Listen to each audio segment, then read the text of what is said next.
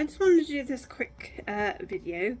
My apart from photography, my other something I wanted to talk about is the fact that I feel like I'm doing well with my anxiety, and I mean, to an extent. Obviously, I had to give up my job because of my anxiety, and obviously trying to go back into a working environment is still daunting. But at the same time, I feel like I shouldn't give up on it either. So therefore, today I went to an interview with Sue Ryder.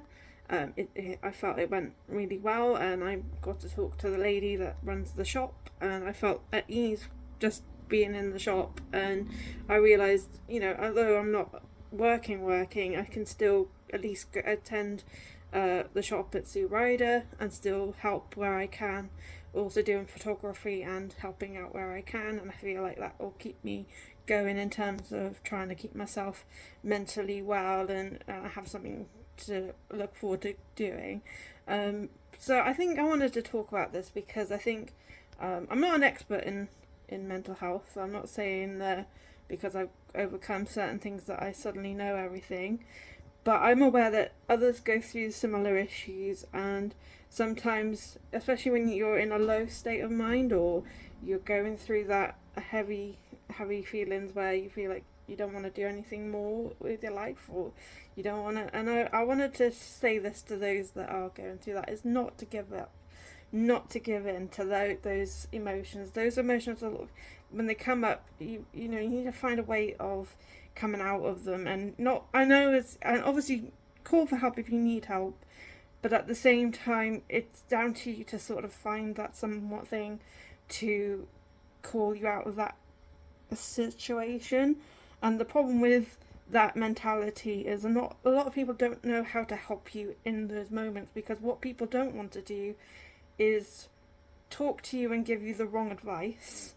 And then if it happened and that happened, then they're in the mindset of, oh, I gave you the wrong advice, and suddenly, that's I think a lot of the issues people fear in terms of talking to someone going through something in that vein of mind, because it's a very lonely process if you are going through it, and a lot of people around you may not know how to talk to you about it.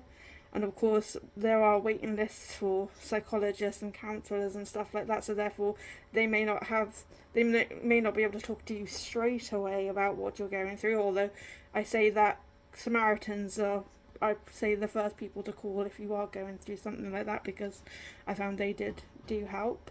But at the same time, at the end, you need to sort of think of how to get back from those situations yourself, and not go back there, basically. And even if the worst comes to worst, like you lose your job, or you move out of where you live, or the things seem to go against you, it's not to try and feel like everything's not in your favor. And the way I look at it, I'm out of a job now, but I've got new opportunities, and instead of feeling like I'm at lost or I don't have anything more to do, I'm still looking at, okay, I've got skills, I've got experience, I've got some things behind me, so therefore I shouldn't give up on that aspect. I have worked 6 years in care, so I've still got that in my experience at least. And at the same time, I've also got photography, and I'm sure I've got other skills as well. It's sometimes just learning them or changing my environment to see what else I'm suited to. So not to despair if suddenly you're out of a job and you're like, oh my god, I can't do this, that and the other.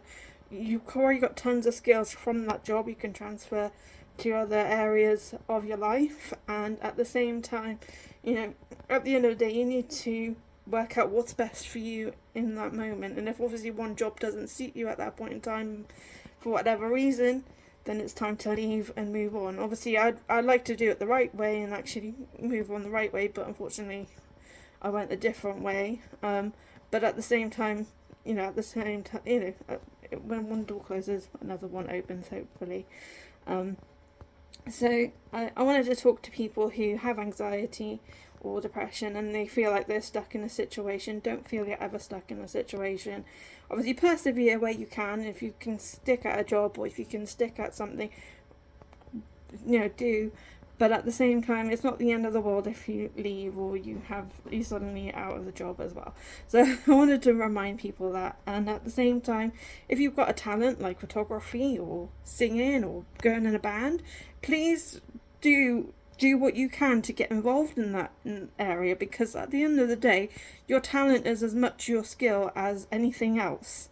And if you give up on it, if you tell yourself you can't do it because of X, Y, and Z, then at the end of the day you deprive yourself of those attributes, and you are far more than what you are on a piece of paper or on a CV.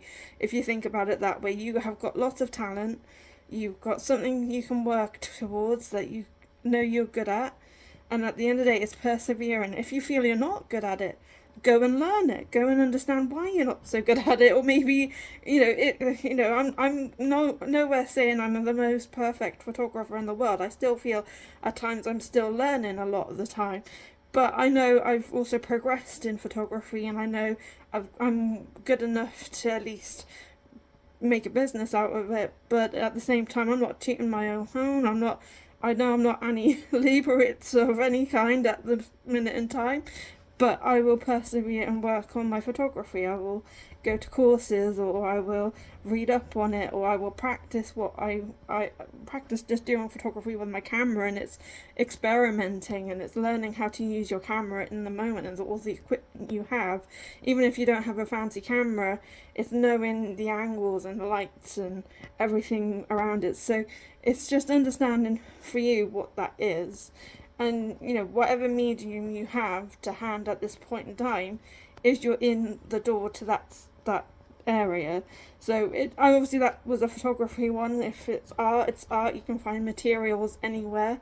Obviously it's nice to have nice materials and nice tools and stuff, but everyone knows if you're creative, you could probably create something out of absolutely anything and it'd still be considered art. So it's knowing what you have around you, and sometimes it's like I've put up these cardboard boxes in my cupboard because I was trying to declutter from my flat a little bit. But I'm getting rid of them now, but I know in future I've still got some cardboard left spare over. But if I'm wanting to be creative at some point, I've got cardboard left over if I want to do something creative with it. So I've got that still in my flat in case I need it, or if I need to carry something with the boxes, I've still got the big boxes at least.